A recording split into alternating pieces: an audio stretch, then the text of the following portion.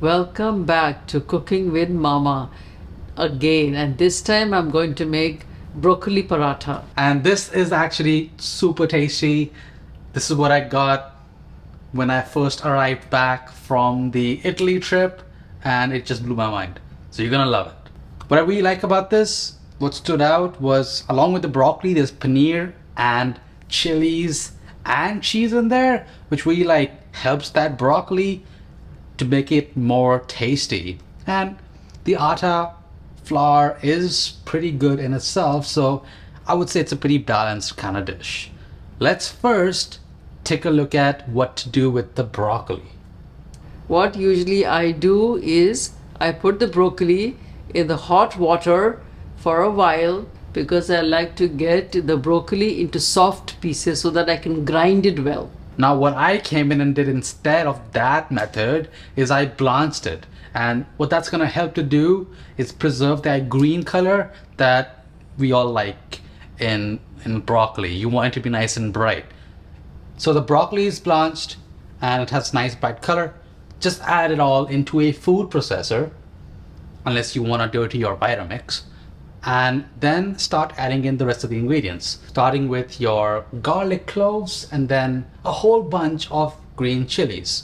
You got to grind it into a smooth paste. Grind it well so that it becomes into a smooth paste. This is what it should look like once it's done grinding. Now you need to add this into your stand mixer bowl or another bowl, wherever you are needing this dough ball. But before that, add in some cheese. Some cilantro. Now add paneer.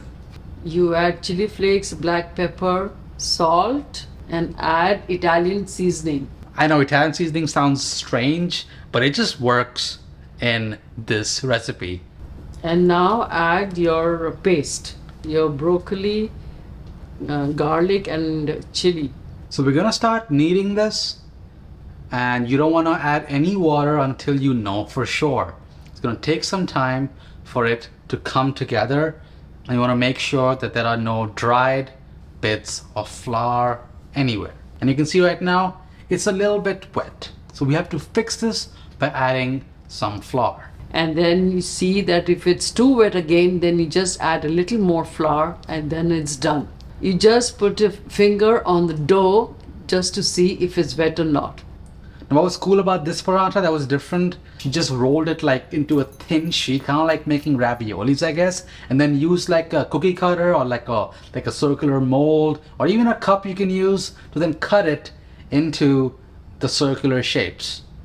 You cut them with a cutter because it is easier to give a shape.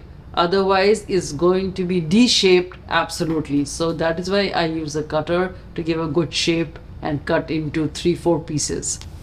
Heat the tawa or a pan and then put your parathas on the top of it, and when one side is done, turn it over, apply ghee on the top, apply with the brush so that it's easier.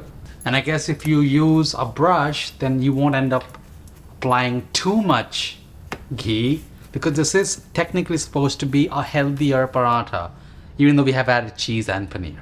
And then again turn it over, apply the other side also ghee so that it becomes crispy and nice. You flip it when you turn a little bit and you will see it's gone a little bit red, then it's done. And slowly just turn it over.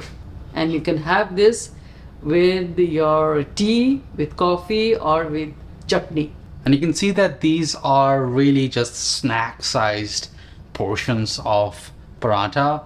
And while technically you can make it bigger, have it with like a traditional curry or whatever, this is really how it's meant to be had. Let me know if you want more Cooking with Mama.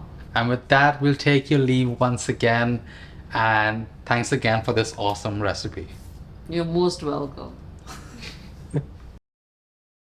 I leave it because I like to get that broccoli melted little bit. Soften. Melted? Sorry, soften. So that